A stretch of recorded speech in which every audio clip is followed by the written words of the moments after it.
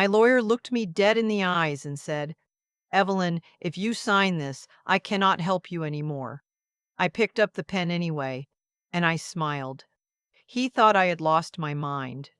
My daughter thought grief had finally broken me. Even my oldest friend called me that evening and cried on the phone, begging me to call it off. Nobody understood what I was doing. And that was exactly the point. I need to back up because none of this makes sense without the 41 years that came before it.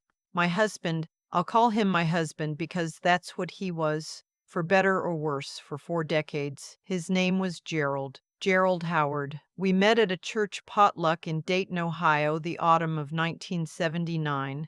I was 27. He was 31. He had big hands and a slow smile, and he brought a green bean casserole that was honestly terrible, and I told him so, and he laughed so hard he nearly knocked over the punch bowl. I thought, this is a man who can laugh at himself. That matters. I was right about that. For a long time, I was right about a lot of things when it came to Gerald.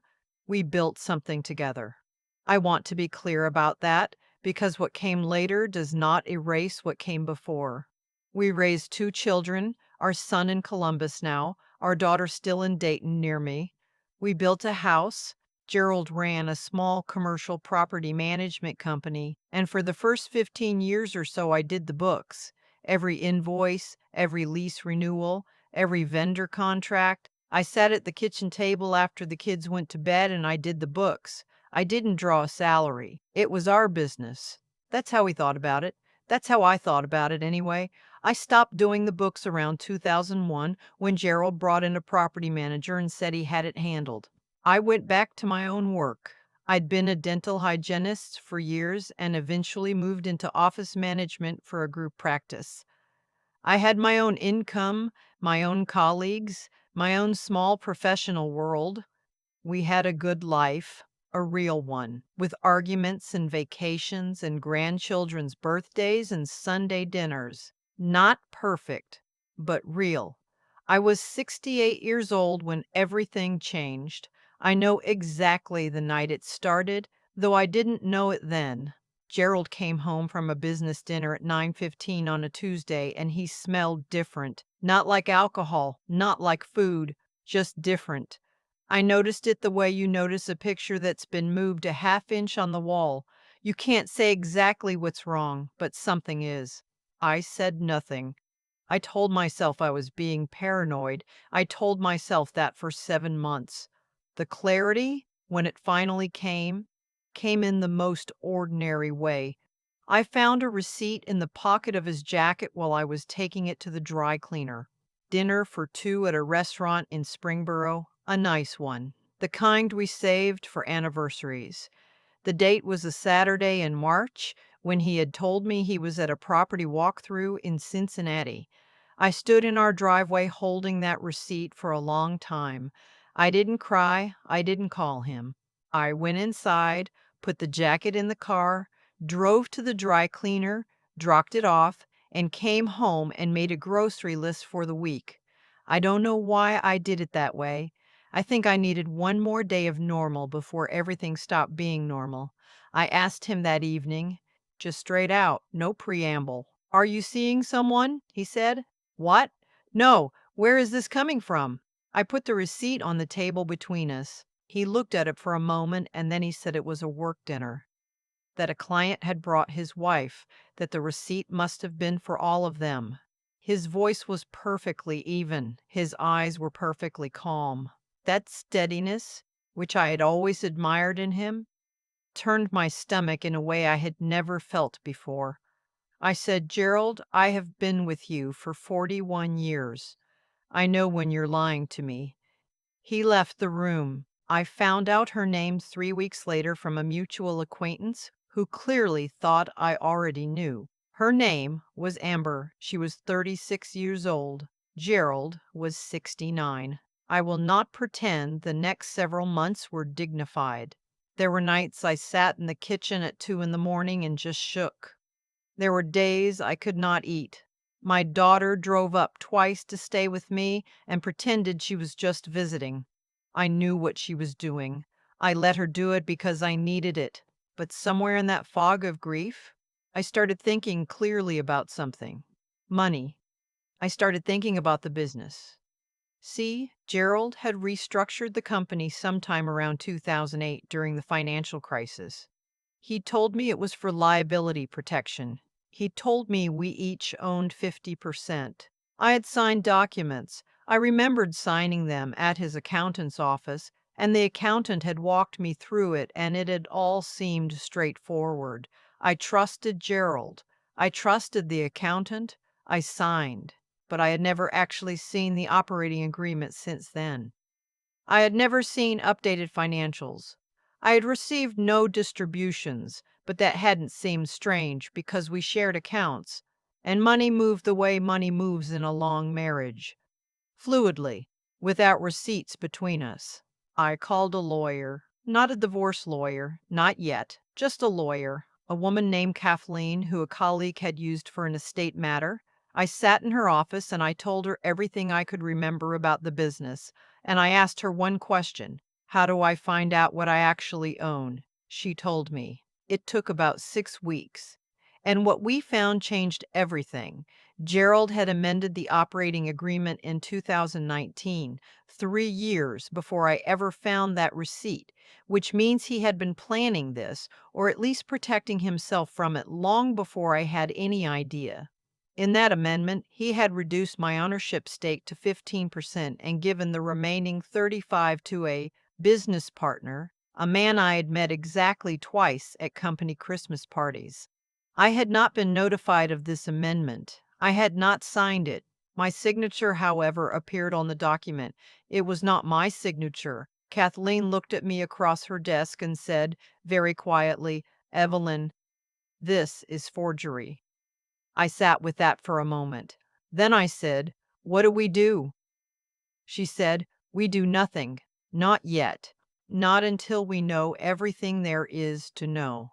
That was when I truly understood what kind of fight this was going to be. Gerald filed for divorce 4 months later. I think he believed I was too devastated to fight back. I think he believed 41 years of building a life together had softened me into something that would not know how to bite. He was wrong about that, but I needed him to keep believing it. When I sat across from my own divorce attorney, a man named Robert, who Kathleen had referred me to and who wore the same corduroy jacket every single time I saw him, he laid out what we had found and told me that we had a strong case, a very strong case. But he also told me that Gerald's attorney was aggressive and that if we showed our cards too early, Gerald would have time to move assets, restructure again, hide things. Robert said, "I want you to consider something unusual." He slid a proposed settlement across the table. It was, on its face, catastrophic for me.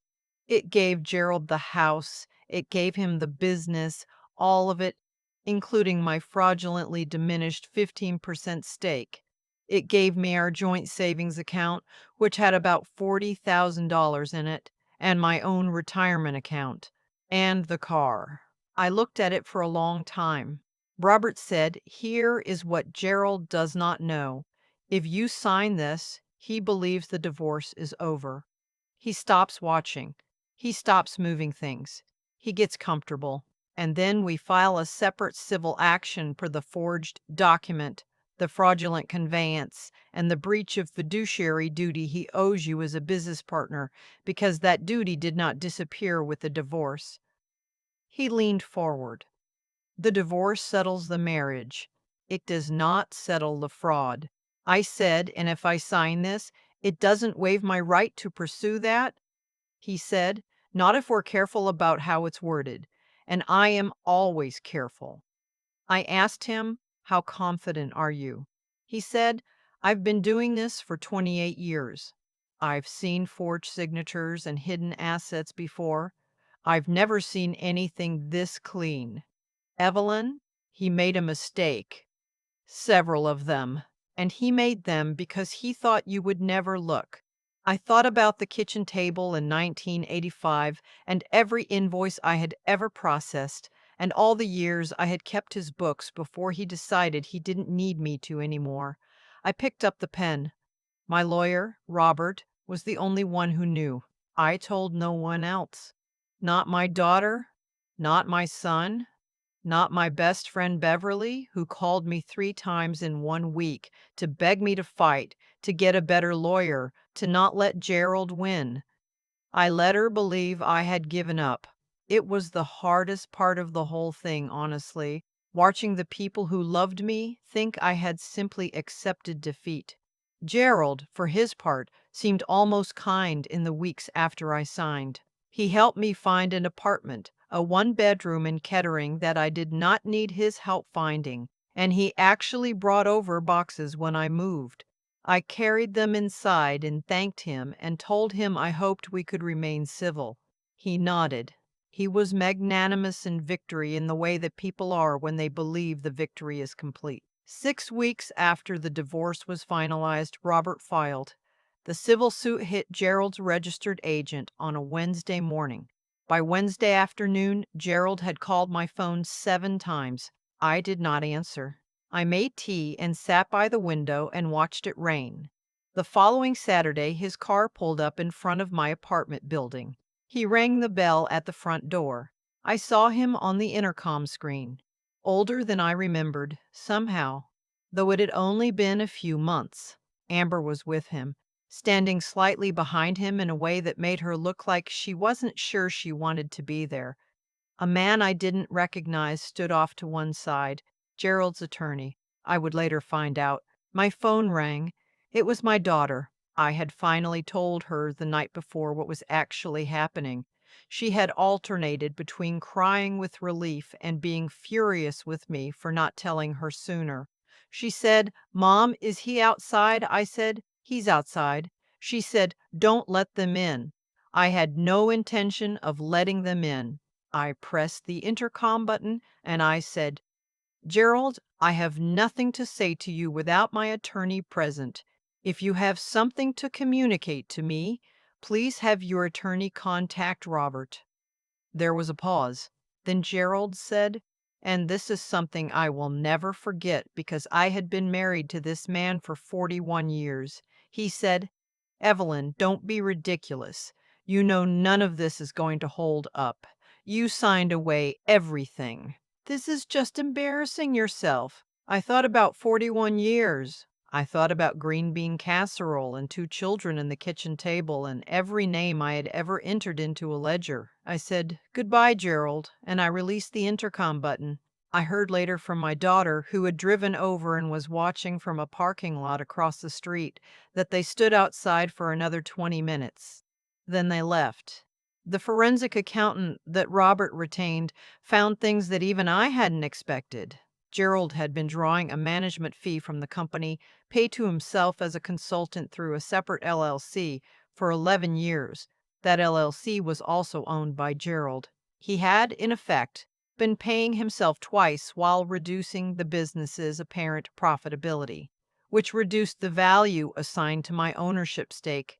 The business partner, who had received the 35% in the forged amendment, he was Gerald's college roommate, a retired school teacher in Centerville who, when deposed, seemed genuinely startled to learn his name was on a business document at all. He testified that Gerald had asked him to sign some paperwork years ago and had told him it was a formality related to liability insurance. He said he hadn't thought much about it. He seemed like a perfectly decent man who had been used without fully understanding it. Gerald's attorney argued, loudly and at length, that I had signed the divorce settlement willingly and was simply suffering buyer's remorse. Robert was ready for every version of that argument. The forged signature expert was ready. The forensic accountant was ready. And I was ready. I sat in that deposition room, which was cold and smelled like burnt coffee, which I mention because memoirs should tell you what rooms smell like, and I answered every question they put to me, calmly, completely. I had spent my career in dental office management. I understood documentation. I understood patient records and insurance billing and what happens when the paperwork doesn't match the reality. I had learned over 40 years of marriage to pay attention. Gerald had counted on me having learned over 40 years of marriage to trust him instead. The case settled out of court, which Robert had told me was the most likely outcome. Gerald did not want this in front of a jury. His attorney made that clear in the final weeks of negotiation, when the tone shifted from aggressive to exhausted. I received a settlement that I won't detail entirely because some of it remains confidential, but I will say this: it was fair, more than fair. It included a sum reflecting my original equity in the business based on accurate financials, not the inflated figures Gerald had presented for the divorce, plus additional damages. Robert earned every dollar of his fee and then some. There were consequences beyond the financial.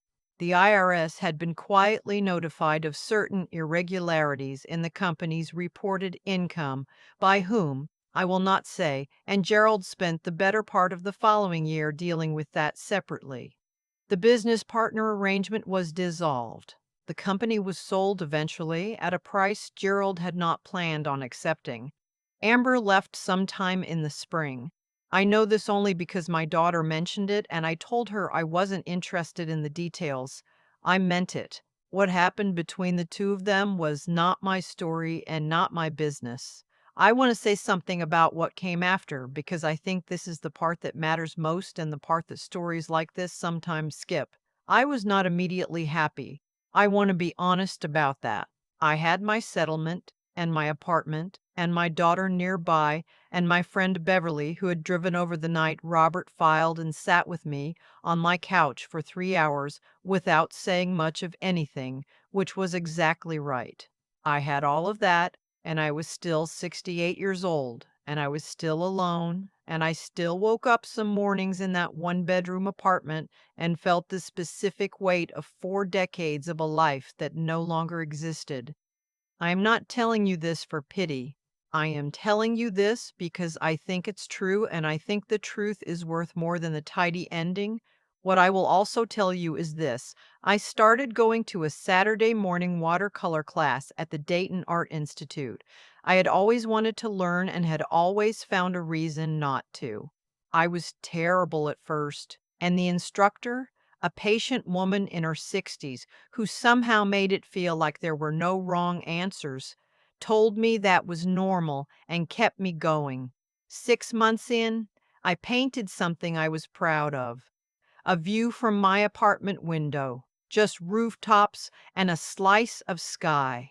Not brilliant, but mine. My granddaughter came to visit in the fall, and I took her to the farmer's market and then to the art institute, and she held my hand in the gallery and pointed at things and asked questions, and there was an afternoon there, a specific afternoon, the light coming through the tall windows onto the marble floors, that I have kept with me since. I am 69 now. I am not starting over.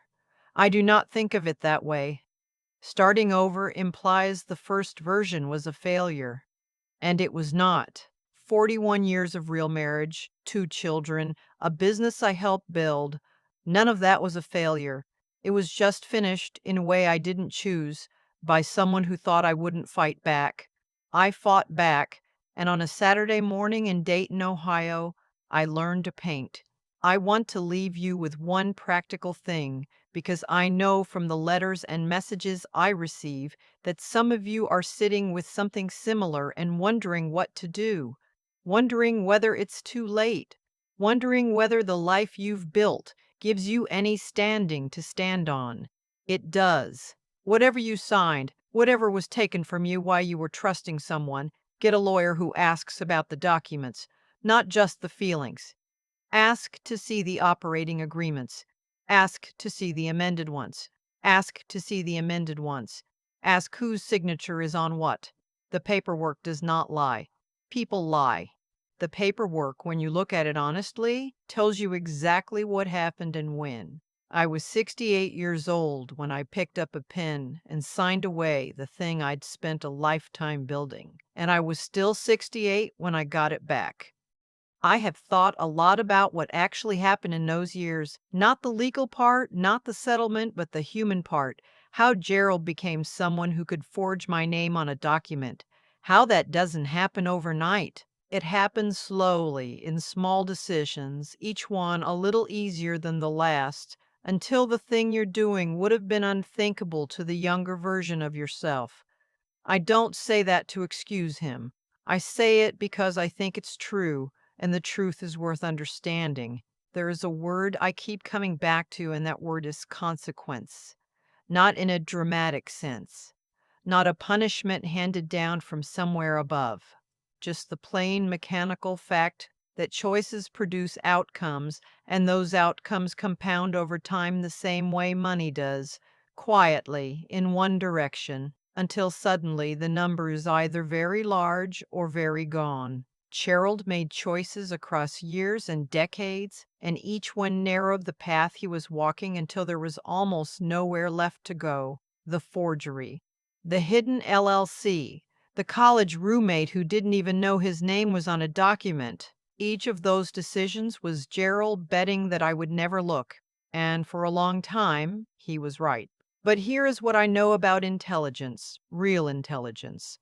Not the kind that scores well on tests, but the kind that actually keeps you standing when the ground shifts. It is mostly attention. It is the willingness to look at what is actually in front of you instead of what you wish were there. I had spent years not looking because I trusted Gerald, and trust, when it is genuine, does look a lot like not looking. The moment I started actually looking at the receipt, at the documents, at the numbers, everything became clear very quickly. The information had always been there. I had just never needed to find it before. And then there's the matter of what I chose to do with it. Robert called it unusual, what I agreed to. Signing that settlement, walking out of the marriage with almost nothing in hand. My daughter thought I had broken. Beverly cried on the phone. I understand why. From the outside, it looked exactly like surrender. But it was not surrender. It was patience, which is a different thing entirely. And I think one of the most underestimated qualities a person can have. Patience is not passivity. Patience is knowing the difference between the moment to move and the moment to wait, and having enough faith in your own understanding to hold still when everything in you wants to act. I was 68 years old when I sat in Robert's office and made that decision. 68 is not young. I was aware of that. I was aware that I had fewer years ahead than behind, and I chose to spend some of them on a fight that was not guaranteed. I chose it because the alternative, accepting the version of reality that Gerald had constructed for me, would have required me to become someone I was not, and I had worked too long and lived too fully to do that. Evelyn Howard, née Carter, does not disappear quietly. That is the thing Gerald got wrong. I think about the women who write to me now, after sharing this story, who are sitting in marriages that feel like they are being slowly diminished. The ones who are 64 or 71 or 59 and who think the window for fighting has already closed. I want to tell them the window is open as long as you are breathing and willing to look at the paperwork. Ethics is not just about what is right, it is about what you can live with. And I could not have lived with walking away from something that was mine. The watercolor class was real. The Saturday mornings are real. I am not a cautionary tale, and I am not a triumphant headline. I am a woman who paid attention, who waited, and who eventually painted a picture of her own window and was proud of it. That is enough. That has always been enough.